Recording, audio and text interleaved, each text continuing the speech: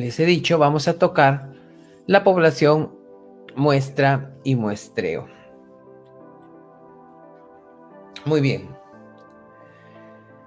Vamos a hablar de la población, de la muestra y el muestreo. Normalmente cuando hacemos un trabajo de investigación, aparte de los instrumentos, de la metodología, de las variables que vayamos a utilizar, inclusive del estadístico, que es a veces los que nos causa dolor de cabeza, tenemos también que definir nuestra muestra con la que vamos a trabajar.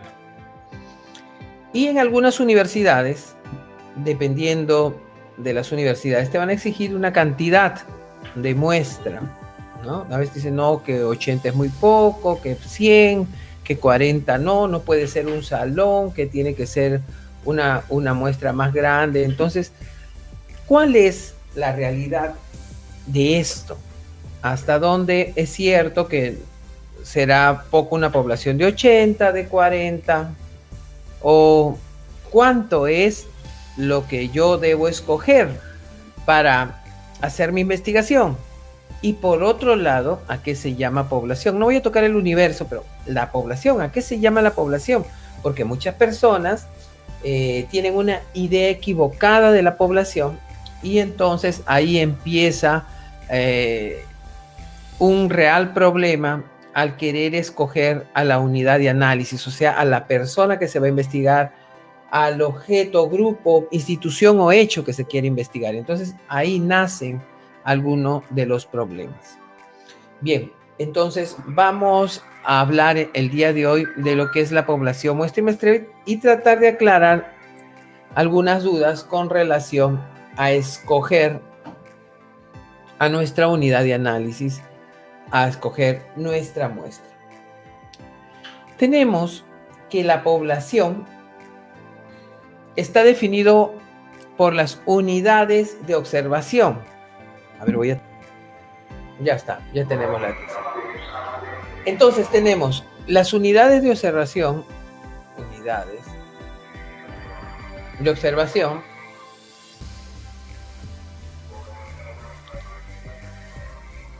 está definido por las unidades de observación con características comunes y que pueden ser perceptibles. O sea, se pueden observar y que tienen características comunes. Ahí está. A eso se llama población. Dentro de una investigación, la población está enmarcada en el título. Cuando nosotros hicimos el taller del título, dijimos que el título estaba compuesto ¿por qué? Estaba compuesto por las variables.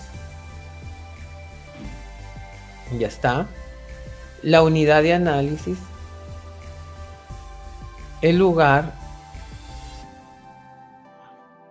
¿no es cierto? Y la fecha.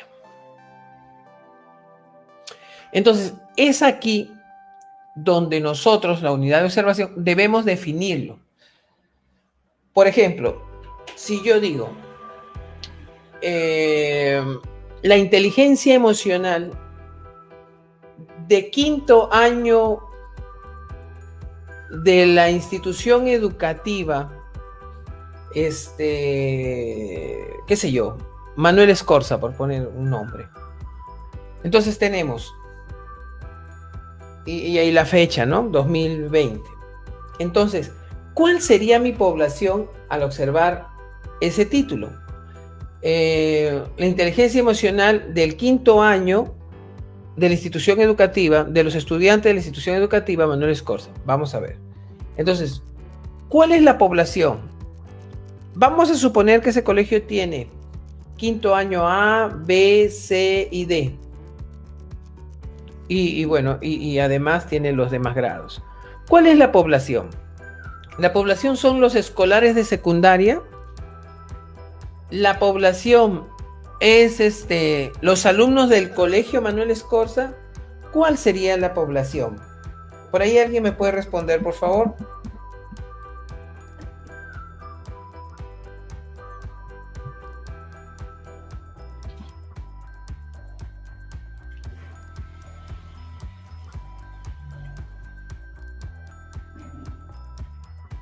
A ver, no se peleen.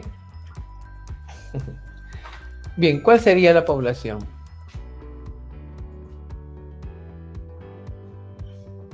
Saludo también a Ricardo Daniel Melgarejo, que se encuentra en el Facebook, ¿no? Que también está ahí.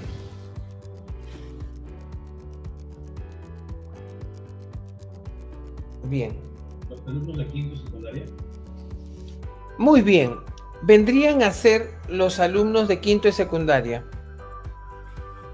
Y si yo dijera la inteligencia emocional de los alumnos de quinto año B de la institución educativa Manuel Escorza, ¿cuál sería la población?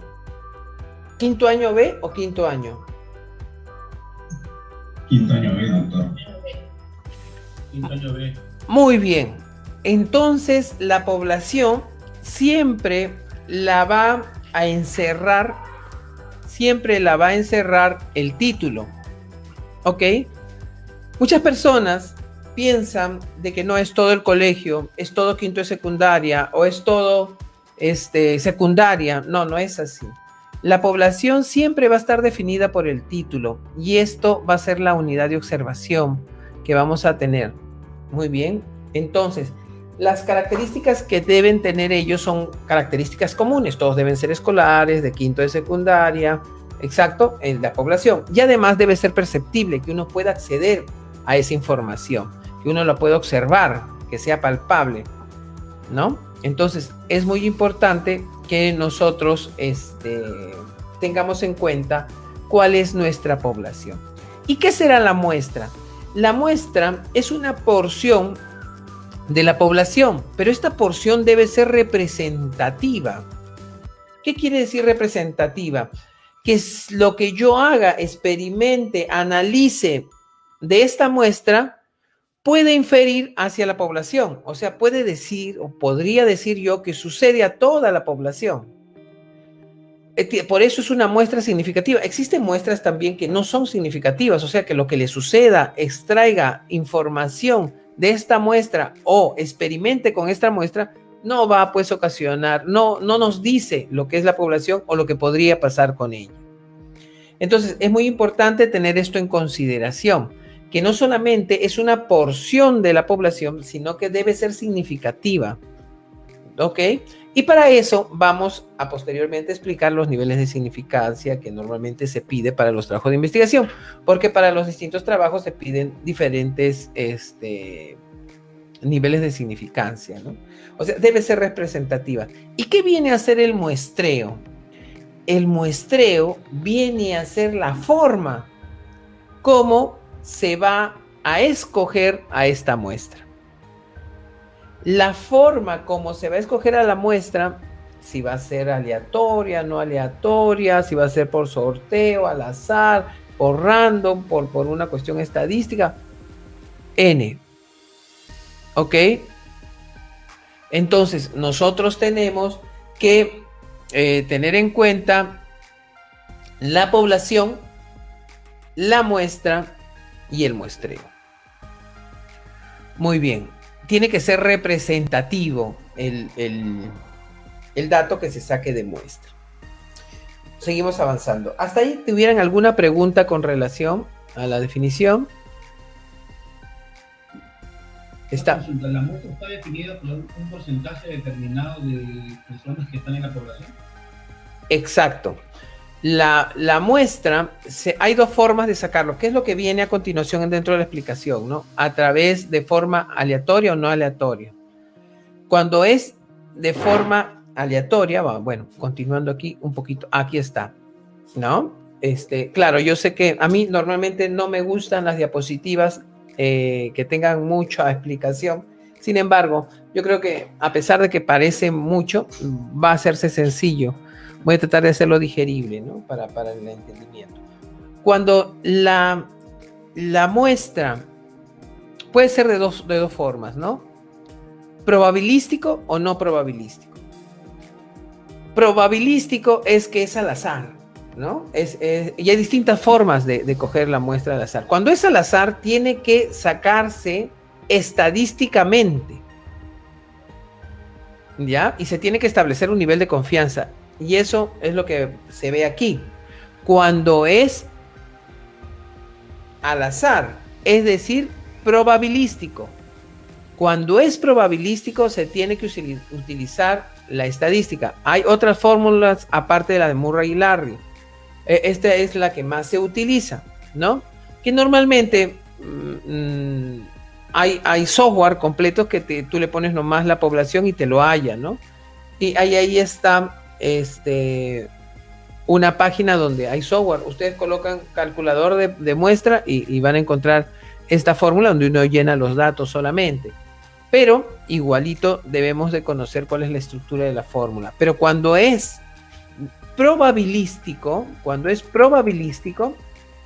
entonces nosotros aplicamos esta fórmula normalmente. Pero cuando es no probabilístico, o sea, es intencional, porque yo creo que debe ser así, no está obligado a utilizar la fórmula. ¿Ok? Bien. No sé si le habré respondido. Ok, continuando con el tema. Cuando es probabilístico, que habíamos visto hace un rato, voy a pasar a explicar luego lo que es probabilístico y no probabilístico y las formas en que podemos extraer. Pero cuando es probabilístico debemos usar una fórmula estadística. Normalmente es esta fórmula la que está aquí, ¿no? La que se va a utilizar. Pero no nos podemos complicar con la estadística. Ustedes saben que la estadística es una herramienta que nosotros utilizamos y que lo importante es interpretar los datos, más la estadística inclusive a veces nosotros pedimos ayuda para que nos hagan la estadística, cosa que no está mal dentro de una investigación. Lo que sí estamos obligados nosotros es a conocer la interpretación de los datos, cómo se interpretan estos datos. Entonces, a eso sí nosotros debemos conocer para que, dominar nuestro trabajo, ¿no? Entonces un poco yo voy a pasar a explicar rápidamente, muy sucinto y de manera digerible, por llamarle un nombre, esta fórmula, que en realidad ustedes la podrían encontrar en estas calculadoras online de la muestra, ¿no? Y lo hacen rapidito, sin ningún problema. Sin embargo, vamos a ver algunos datos. La N minúscula, la que ustedes ven aquí, voy a cambiar de color de tiza un ratito. Acá vamos a ponerlo rojo para identificar. La N que ustedes ven aquí es el tamaño de la muestra que nosotros vamos a conseguir. ¿Está bien? Esta N mayúscula viene a ser la población que nosotros hemos escogido, ¿no? Si es quinto B, ¿cuántos son de quinto B? Si es quinto A y B, si es todo quinto, va a depender de nuestro título, como acabamos de decir. Entonces, la cantidad iría aquí. ¿Estamos?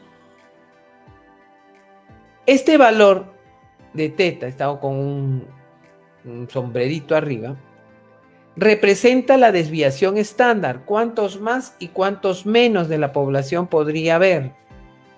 Si usted no lo tiene definido, normalmente el dato que la mayoría de investigadores colocan es con un margen de error de 0.5. Entonces, normalmente el valor de teta siempre va a estar considerado con 0.5. Es más o menos 5 para arriba, 0.5 para arriba o para abajo, ¿no? Que equivaldría a la desviación estándar. Por otro lado, tenemos el valor de Z. Aquí es lo que habíamos hablado hace un rato, el nivel de confianza. ¿Qué es el nivel de confianza? El nivel de confianza es, por ejemplo, si tuviéramos a 100 personas y yo les doy una pastilla y digo, esto les cura del estómago, todas las personas están mal del estómago y les doy la pastilla. Vamos a ver, ¿no? Entonces, tenemos que de esas 100, el 50% no se cura del estómago. Entonces, el nivel de confianza de la pastilla es que si le doy a 100 personas, 50 nomás se van a curar. Eso no nos dice mucho de la investigación, ¿no? Puedo mejorar, puedo cambiar, puedo ver, ¿no? Entonces, para las investigaciones se pide, las sociales, las de educación, las que normalmente estamos trabajando, se pide un nivel de confianza del 95%. O sea que de los 100, 95 tienen que estar. Entonces yo puedo decir que en realidad esta pastilla cura. Más o menos esta es la explicación que tiene del nivel de confianza. Entonces, para las tesis piden un nivel de confianza del 95%, como mínimo, para la población. En medicina, en cuestiones médicas, por ser un poco más complejas y tener que ver con la salud, el pedido normalmente es del 99%. Entonces, ustedes van a ver de que el pedido es del 99%, pero en la mayoría de investigaciones sociales solicitan el 95%. ¿Y cuánto es el 95%? No voy a entrar en muchos detalles, pero normalmente el 95% es 1.96. Yo sé, hay en una curva, pero dejémoslo ahí. El 1.96 que colocaríamos en Z valor.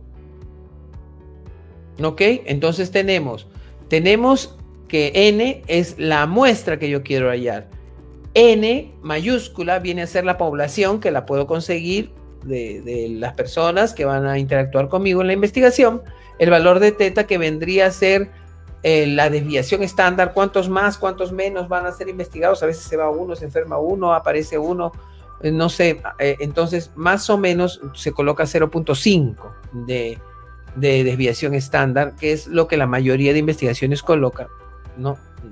0.5. El valor de Z, que viene a ser la confianza en las investigaciones, como les he dicho, se pide un nivel de confianza del 95%. Entonces, casi siempre el valor va a ser 1.96 valor de Z, porque eso es lo que equivale al 95%. Y por último, el valor de E. El valor de E es el error muestral. ¿Cuánto puede fallar? ¿No? ¿Cuánto margen de error le das? También, normalmente, puede ser un margen de error de 1 a 9%. Es lo que se puede dar en un trabajo de investigación. Lo que la mayoría de personas consigue, o sea, es el 5%, que equivale a 0.5. Entonces, E coloca 0.5. No, el valor intermedio del error, ¿no? A veces hay errores de cuestiones de características intervinientes en las variables por medio de la población, ¿no? De repente estoy midiendo algo físico y en realidad le afecta porque no está bien de salud, no está en su rendimiento máximo, la alimentación, el sueño, una serie de características que podrían hacer que falle mi investigación al escoger esta muestra, ¿no? Y de la forma como estoy haciendo. Entonces, hay un margen de error que se puede conseguir. Una vez que yo he establecido y aplico la fórmula, me va a dar un dato, ¿no? Este dato va a ser mi muestra. ¿Ok? Ahora, vamos a ver con relación a la muestra. Una vez que yo tengo el dato de mi muestra, lo que debo hacer ahora es seleccionar a mi muestra. Apliqué la fórmula y tengo mi dato y ahora debo escoger o seleccionar a mi muestra dentro de nuestro trabajo de investigación. Por ejemplo, uno de los casos muy comunes es: profesor, yo estoy haciendo un trabajo cuasi experimental. Y en mi trabajo cuasi experimental es con chicos especiales, ¿no?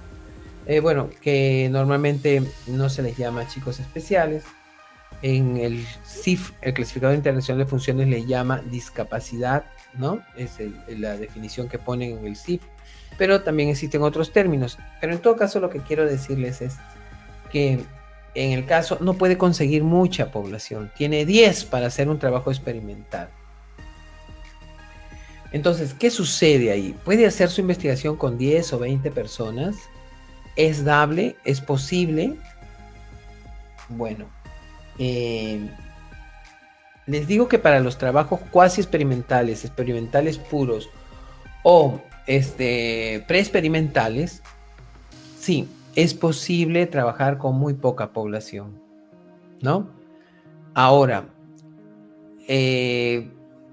porque a veces no podemos tener acceso.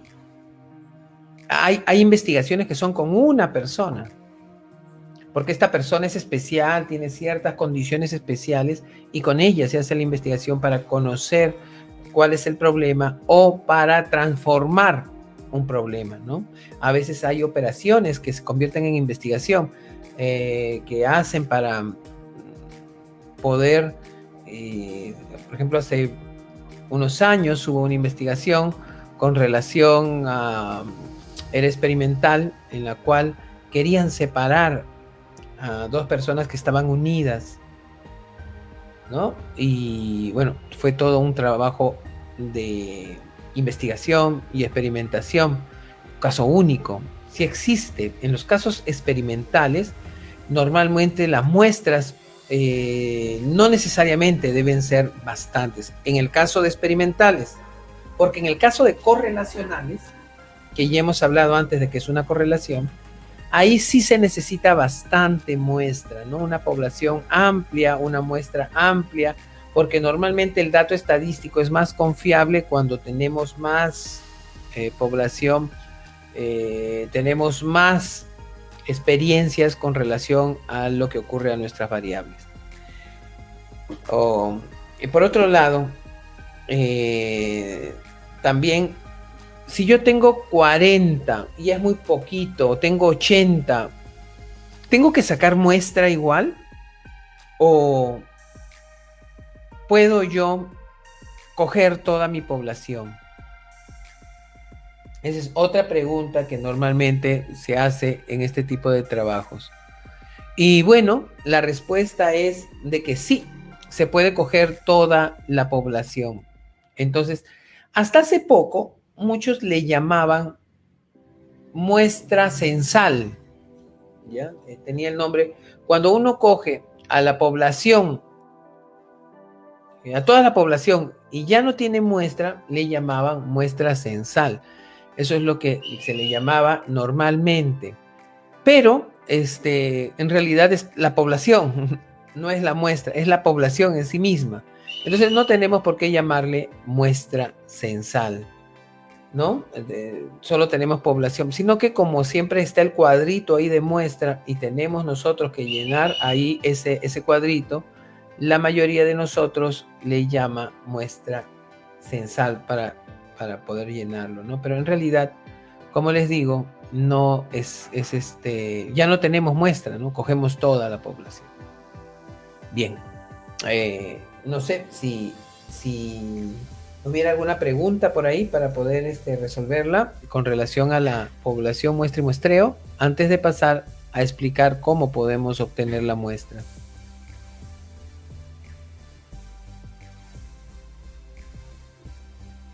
Bien. Continúo entonces. No se olviden, cualquier pregunta me la hacen saber para poder resolverla. Continuando, tenemos la población, escogemos la muestra a través del muestreo, y dentro del muestreo tenemos dos: el muestreo probabilístico y el no probabilístico.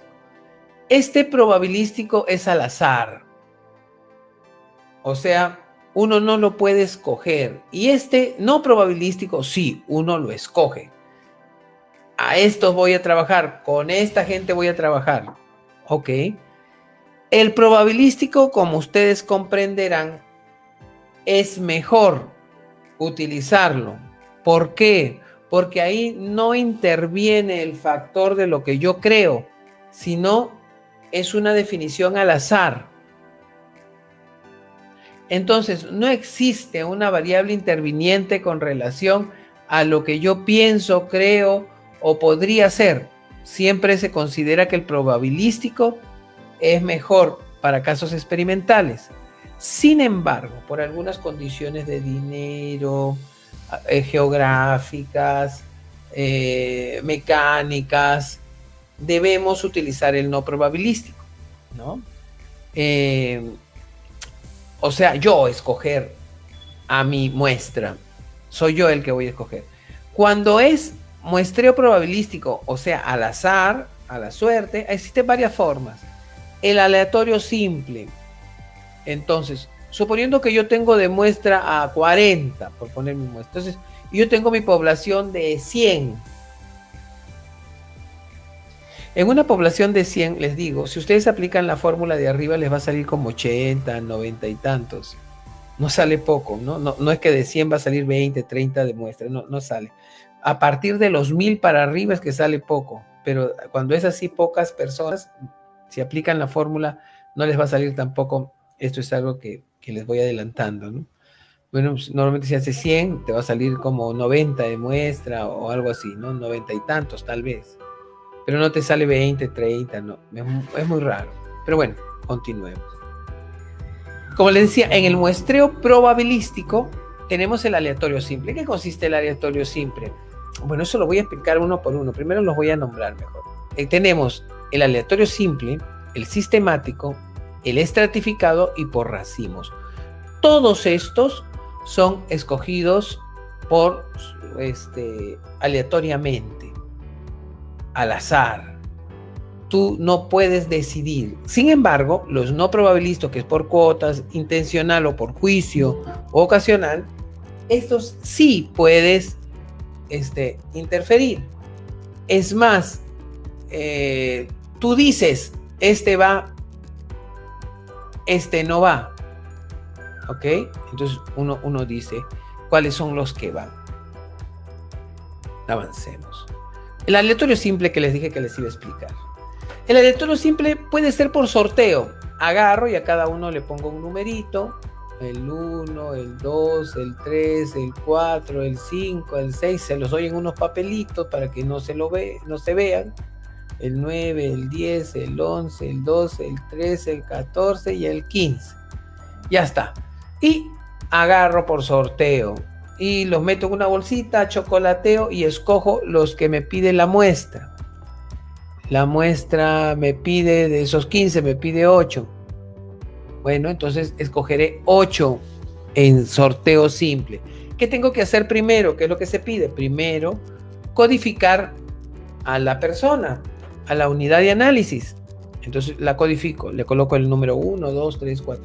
Una de las cosas también que me gustaría aclarar aquí es que no se olviden que los trabajos de investigación los participantes son anónimos. No podemos colocar en nuestro trabajo de investigación los nombres de las personas a quienes le preguntamos. Los podemos codificar, colocar un número, pero no identificar. Normalmente se identificará con cuestiones muy generales, ¿no? Por ejemplo, chicos de la edad de 15 años, hombre, mujer, ok, pero no pueden colocar los nombres o identidades en un trabajo de investigación. No se puede, la universidad no te puede exigir que tú lo entregues, porque eso es confidencial y eso solo lo sabe el investigador. A veces ni siquiera el asesor, ¿ya? Entonces uno lo guarda y lo tiene, porque eso es confidencial. Es parte de la ética de la investigación. Uno no puede entregar los datos de las personas. Pide permiso, por ejemplo, si trabaja con niños, pide permiso a los niños para tomar la investigación, pero lo que no puede hacer es divulgar el nombre de a quienes se ha hecho la investigación. ¿No? Uno sabe qué hizo en ese salón, pero no sabe qué resultado salió de cada uno. Eso es por ética en investigación. ¿Ok? Es muy importante tener eso. Por eso, cuando uno va a hacer un muestreo, lo que hace es codifica a las personas que van a trabajar y luego hace el sorteo y selecciona para que todo se vaya haciendo en el transcurso del camino de una manera en la cual se mantenga en anonimato a las personas y ya se va avanzando así, ¿no?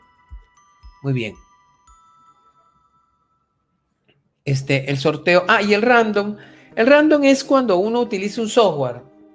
Hay varios software en internet, o el Excel, o el SPSS, hay varios programas en internet donde uno coloca los nombres de las personas o coloca los códigos y números y te vota al azar, ¿no? Randomiza, dice, ¿no? Entonces, hace al azar y te vota los números. Fulano, sultano.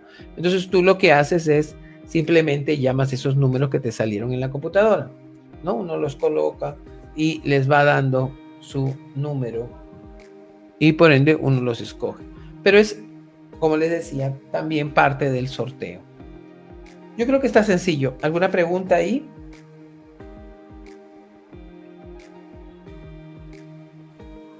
¿Tuvieran alguna pregunta en esta parte del muestreo probabilístico aleatorio simple?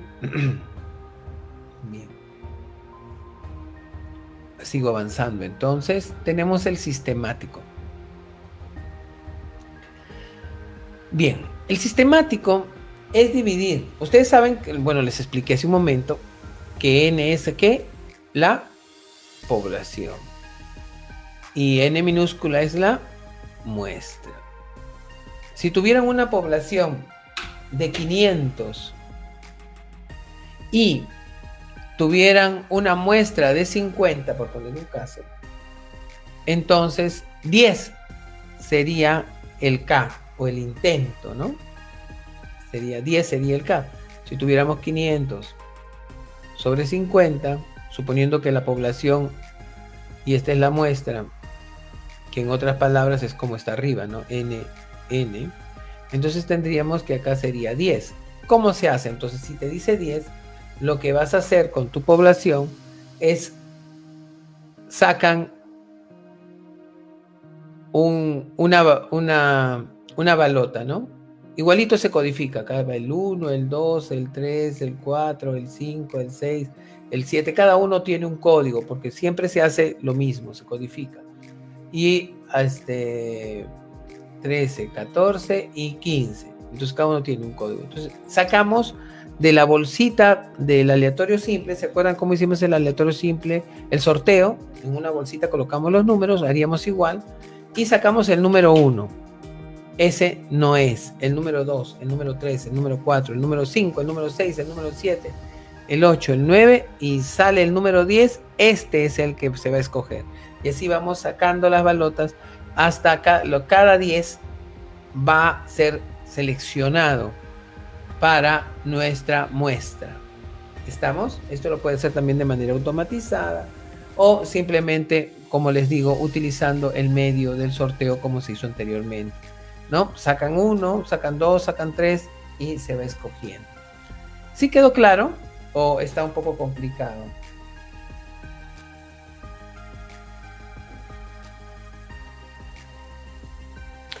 Está claro, ¿no? Sí, a menos, miren, yo sé, ok, pues, yo creo que esto lo deben conocer, porque muchas veces la gente cae con estas preguntas en su investigación, en la hora de sustentación. ¿Cómo sacó usted su muestra? ¿Cuál es su población? Que son casi preguntas que parecieran sencillas, o entonces uno dice, yo lo saqué con el muestreo. ¿Y qué muestreo utilizó? Bueno, yo utilicé el no probabilístico. Es bien difícil que los que van a sustentar, o como yo le llamo, y como es en realidad, defender su tesis, digan, pues no, es un no probabilístico, aleatorio simple, sistemático. La mayoría desconoce cómo ha sacado su muestra. Entonces, pensó que sacó con la formulita y ya la pone ahí, ¿no?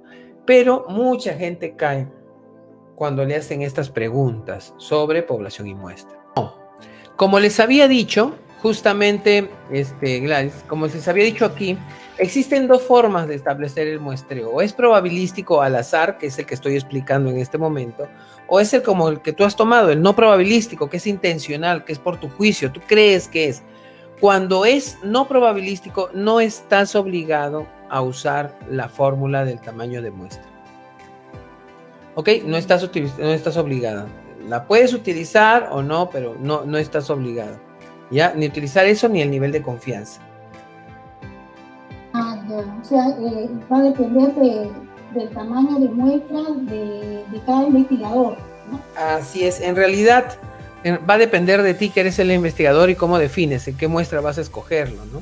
Y los estándares que tenga la universidad, porque a veces sucede que a pesar de que tú hayas escogido, la universidad considera de que no, pues no es significativo y por lo tanto no es motivo de estudio. Yo he visto muchos casos en experimental, que les acabo de explicar que los experimentales pueden tener hasta una persona para analizar, unidad de análisis. No les han permitido hacer experimentales con 15, 20 en caso de discapacidad, porque les dijeron que era muy poquito, cosa que no es dable, ¿no? En el mundo científico en realidad no está escrito eso, ¿no? Es como cuando les dicen cuántas preguntas puede haber en un instrumento de investigación. Entonces eso tampoco no está definido.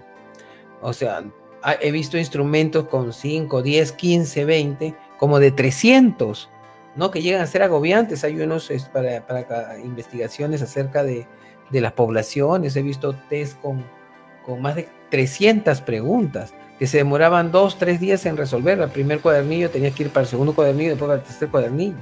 Entonces hay instrumentos que son muy largos, eso no está definido. Lo que sí te dicen, se sugiere que se hagan 30 preguntas porque es lo que la gente contesta en el momento, no se cansa, no se duerme, es una pregunta, son preguntas, ¿no? Pero es sugerencia, no está establecido. Igualito es con los casos experimentales, ¿no? El caso experimental. Si tu caso no era experimental, si de repente es una correlacional o comparativa, entonces igual tú tenías todo el derecho de utilizar una no probabilística.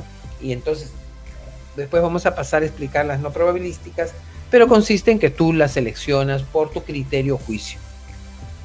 Estratificados. Bueno, habíamos visto el aleatorio simple, hemos visto después el sistemático, ahora los estratificados. Los estratificados consisten en dividir a las poblaciones, ¿no?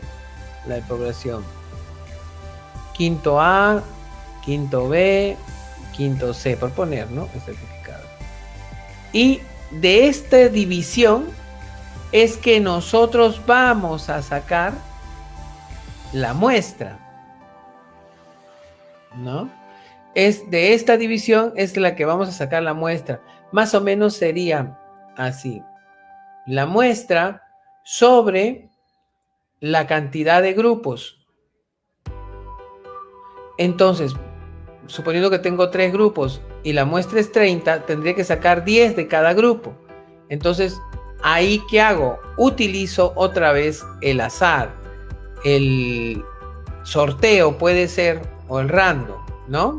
Pero lo que he hecho es dividirlo por grupos, categorías o estratos. Una misma población. A eso se llama muestreo estratificado. Ok, tengo quinto A, quinto B, quinto C.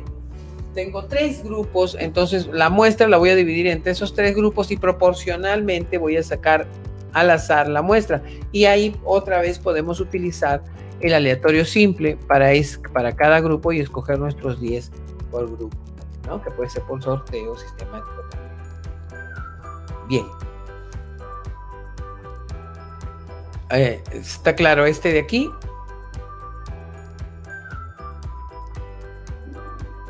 A ver, vamos a ver si está claro. Por ahí. Voy a ver también preguntas de repente que hay. Gracias. Doctor, una consulta, doctor. Ah, sí, dígame. Doctor, una consulta, buenos días. Me imagino que cada herramienta, cada propuesta para obtener datos, sacar la muestra, la población, tiene un objetivo, ¿verdad? ¿Sí? Entonces, me interesa un poco el significado. ¿Cuál es el objetivo de hacer grupos, subgrupos y aplicar esta fórmula? En el caso de estratificado. ¿Por qué sería? Ya. Mira, normalmente el tener la muestra, como les había comentado al comienzo, el tener la muestra nos permite ver lo que va a pasar con la población, ¿vale? Tenemos una población así de grande y tenemos una muestrita. Entonces, para no ir a todas, pues son 10.000, no puede mucha gente, son 10.000, mejor cogemos 100 y estoy seguro que lo que pase aquí va a suceder aquí. Por ejemplo, si yo tengo que todo aquel que tiende su cama, un trabajo de investigación, es una persona que le va a ser más aplicado en el colegio, vamos a suponer, estoy hablando de repente de un ejemplo muy... Pero bueno, estoy haciendo la experimentación. Toda persona que tiende su cama es una persona que va a atender bien en el colegio, va a atender de atención, ¿no? Entonces, bueno, vamos a ver, hacemos un trabajo experimental, vemos todos los chicos que tienen su cama y ya está.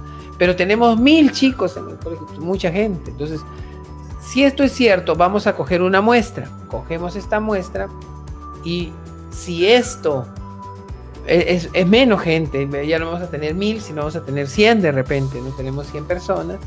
Y con estas 100 personas es más fácil controlar las variables intervinientes, es más fácil ver pues que cumplan, que no se escapen, etcétera, etcétera. Una serie de controles que podemos tener ahí con estos chicos. Entonces vemos si se cumple o no. No necesité los 1.000, sino con los 100 fue suficiente. Entonces, esto trasladarlo al estratificado. Yo lo que quiero es que, vamos a suponer si hiciéramos al azar. A este quinto es secundaria, sino que es quinto A, quinto B, quinto C, pero todo es quinto. Entonces yo agarro y hago el sorteo. Agarro un papelito, a todos les pongo número del 1 al 45, porque en cada grupo hay 15, del 1 al 45 y me salen. Y de casualidad en el sorteo, de aquí me salen más. De aquí me salen más. Y de este de aquí no me sale ninguno. Y de aquí poquitos. ¿Sería representativo de todos los grupos esta muestra que voy a sacar? Pregunto. Para nada. Entonces, entonces, en estos casos, es mejor usar ¿qué? Justamente esta técnica de muestreo que se llama el estratificado. Porque hace que yo pueda escoger a las personas en una proporcionalidad adecuada, ¿no? Entonces, más o menos esa es la explicación de por qué. Creo que me he ido muy arriba, ¿no? Te expliqué desde la población a la muestra, pero la idea es esta, ¿no? Caer en esto, de que por qué yo escojo esta muestra estratificada. Justamente es para tener una proporcionalidad adecuada de muestra de cada grupo, categoría o estrato que estoy teniendo. Perfecto, todo, gracias. Muchas gracias. Ok, continuamos. Bien, estratificado. Por racimos. Y bueno, y aquí acaba un poco lo de aleatorio, ¿no? O probabilístico. Bien, en el caso de racimos, es cuando la muestra es por un lugar geográfico. Claro, en el otro era quinto A, quinto B, grupo de personas, estratificaciones, es un solo salón, un solo quinto, pero sacamos de un solo colegio, ¿no? En este caso puede ser de varios estratos o de varios niveles. Por ejemplo, los escolares de colegios. ¿Cuál sería el racimo? Colegios. Los obreros en fábricas, las amas de casa en hogares y así. Entonces son lugares diferentes. Entonces aquí es agrupar lo mismo que hicimos en el estratificado, pero aquí es por lugar geográfico.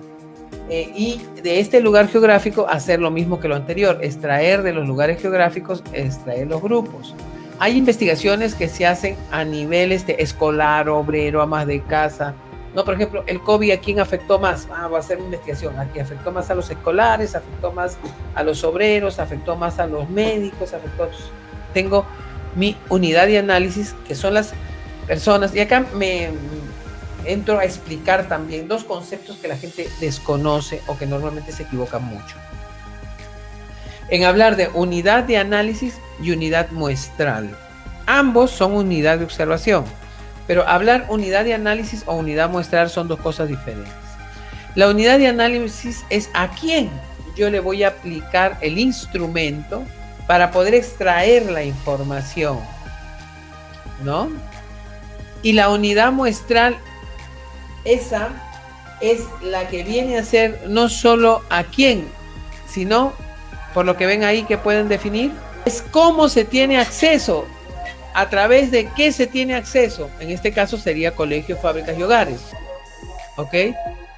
Si bien es cierto, los escolares es lo que se va a analizar, es cómo yo tengo acceso a través de los colegios, a través de las fábricas, a través de los hogares. Miren, hay muchos casos en que la unidad de análisis no puede ser investigada. Por ejemplo, vamos a ver, va a tener que ser por otro medio. A ver, por ejemplo, les explico. Hace poco vi una investigación en los cuales un profesor quiere ver si un curso en particular, ese curso en particular, ¿cómo le va con el COVID? ¿Cómo le ha afectado el COVID a ese curso en particular? Bueno, entonces él quiere ver, preguntándole a los profesores, pero para ver el aprendizaje, porque le es muy difícil el acceso a los estudiantes. Para ver el aprendizaje normalmente uno hace las preguntas a los estudiantes, no hace la pregunta a los profesores, ¿no? Normalmente la unidad de análisis son los estudiantes, no los profesores. Entonces, al hacer este trabajo de investigación de aprendizaje, siguen siendo la unidad de análisis los estudiantes, porque el aprendizaje se ve para los estudiantes. Pero los datos, cómo va a extraer la unidad muestral, no la va a sacar de los mismos estudiantes, sino la va a sacar de los docentes. ¿Cómo saca esto de los docentes? Bueno, le pide a los docentes el registro de notas del curso. Ahí aparecen los criterios de evaluación y están con las notas. Entonces tú más o menos puedes ver. Además, quiere ver qué cosa utilizó el docente para llegar al estudiante. Y si asiste o no asiste. Por ejemplo, usó medios sincrónicos, que es a través del Meet, del Zoom, así varios medios, el Facebook, como él esté ahorita, o a través, cómo fue su acceso, o no sincrónico. Utilizó una plataforma, utilizó el Classroom, ¿qué utilizó? Entonces, pero esa información del alumno la va a obtener por el docente. Como también hay investigaciones de niños muy pequeños, entonces uno no le puede preguntar al niño cómo hace o cómo es, porque a veces no te va a dar respuesta, porque es muy niño, 5, 4, 3 años, 6 años, a veces no te da una muy buena respuesta para traer el dato que tú quieres. ¿A quién le preguntamos normalmente? Entonces, va a ser a través de los padres, pero la unidad de análisis cambia. Yo voy a colocar mi unidad de análisis son los padres. No, la unidad de análisis sigue siendo los niños, sigue siendo estas personas que tú estás buscando a ver si han aprendido o no, sino que la unidad muestral, cómo tú obtienes estos datos, está basada pues en otras personas, ¿no? Como diríamos, indirectamente, ¿verdad? Indirectamente. Exacto, Melissa, a los padres. Celina nos habla aquí a través del Facebook. También Edison. Me hicieron una pregunta, Ricardo. Daniel Melgarejo me hizo una pregunta, pero creo que va más con... Me preguntaba, ¿se trabaja con tesis o también con artículos científicos? No sé si me pregunta acerca si yo trabajo con tesis o artículos científicos, pero sí, con ambos, ¿no? Con ambos. Y para ambos se utiliza los antecedentes. Me está preguntando sobre los antecedentes. Para todos los que hacen doctorado es muy importante que estén preparados también para los artículos científicos. Aquí en esta plataforma nos acompañan doctores, nos acompañan magíster, licenciados y estudiantes también que quieren aprender investigación, cómo enseñar investigación, que es también lo que se hace a través de estos talleres. Bien, entonces los racimos vendrían a ser de esa forma, ¿no? Donde la unidad muestral vendría a ser nuestros racimos.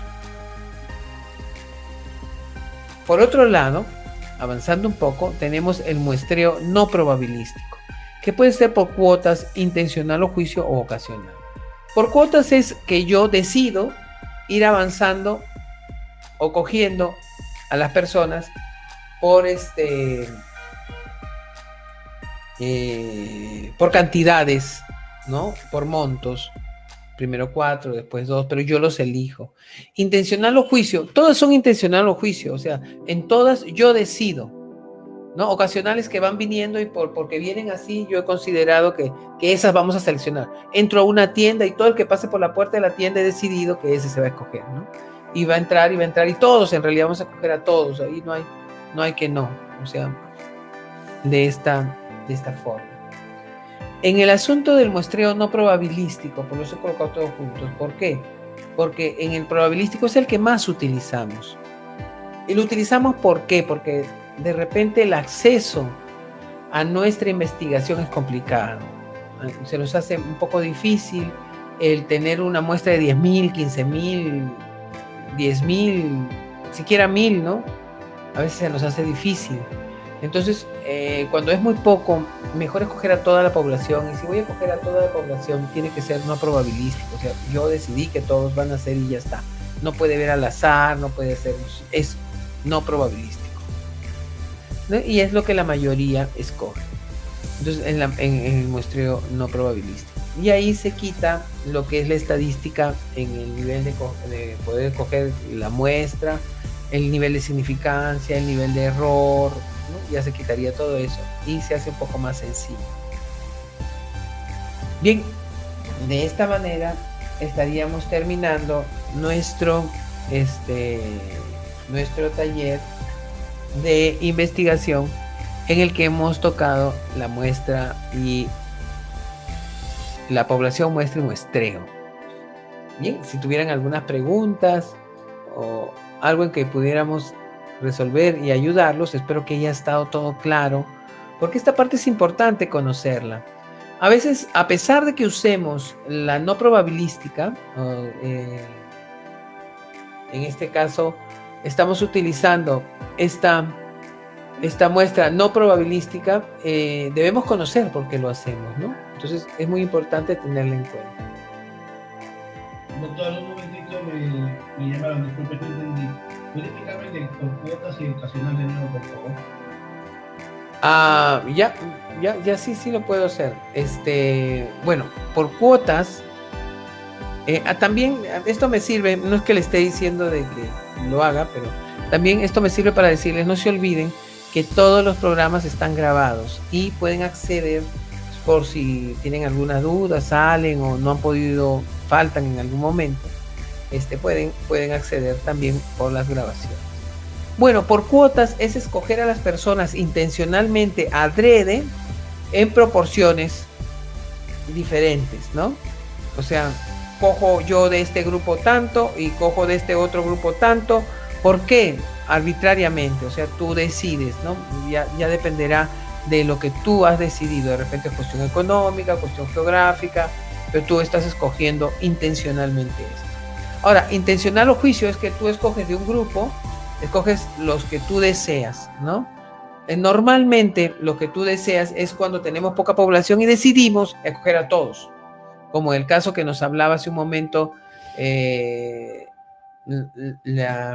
una de las compañeras que nos decía, Gladys Lescano nos decía que la doctora Gladys Lescano nos decía que ella había hecho un trabajo de investigación en química para hallar algo con un remedio. Entonces, en este caso, cogió todo y fue intencional o por juicio, no probabilístico. Entonces, es así.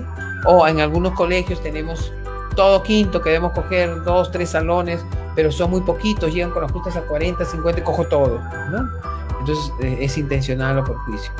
Y ocasional es cuando escogemos, hemos decidido, de alguna manera, que toda persona que va entrando, por ejemplo, por esta puerta, vamos a acogerla para que esta persona que ingresa, hacer nuestro trabajo de investigación, que normalmente se utiliza también en marketing, ¿no? En marketing, cuestiones de ese tipo de preguntas. Mayormente, esa sería la respuesta que tenemos para nuestro muestreo no probabilístico. Decirles que el muestreo no probabilístico en realidad consiste en que tú escoges a la persona que va a hacer tu muestra. Tú decides. No entra ni que del azar, no debe entrar ni siquiera esto de la estadística, nada. Tú decides la cantidad y las personas que van a ingresar. Y que es dable también.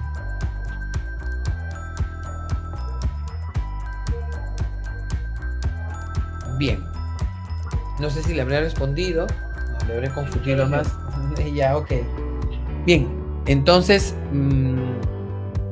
siguiendo en este mismo como les decía, es muy importante que nosotros tengamos presente nuestro trabajo. En nuestro trabajo de investigación, la población muestra y muestreo y lo conozcamos, ¿no? Porque a veces ocurre también de que en la estadística caen las personas, no saben cuál es su unidad de análisis, investigan a uno, investigan a otro, y la unidad de análisis es una, pues se llama unidad de análisis, ¿no? De observación, debe ser una. Entonces yo no puedo, a veces hay gente que quiere correlacionar. En gestión ocurre esto mucho, ¿no? A los directores con los estudiantes y los profesores. Y a veces esto no se puede hacer, porque la unidad de análisis debe ser una. Yo le puedo preguntar a los docentes sobre los directores y le puedo preguntar a los docentes sobre los estudiantes. Pero lo que no puedo hacer es preguntarle a cada uno y pretender hacer una correlación.